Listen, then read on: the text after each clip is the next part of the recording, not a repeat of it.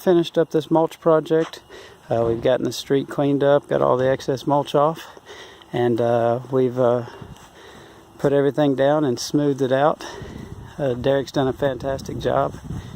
You can see by looking at the mulch how smooth everything is.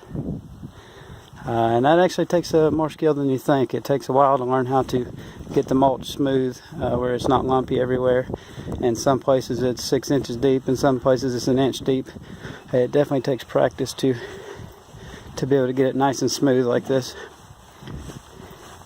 But you can see right here we still have our nice deep edge.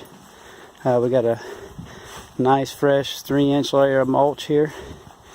And the only thing left we have to do is to put down our pre-emergent, which Derek is going to put out right now. It's a granular product, and it's supposed to greatly reduce the amount of weeds that come up over the next 6 to 8 months. And we can reapply that towards the end of the summer to get a full year of coverage. So you can see right here.